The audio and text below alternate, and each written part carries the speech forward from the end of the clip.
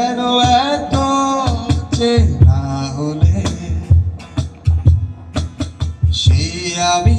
কেন তোমাকে দুঃখ দিলে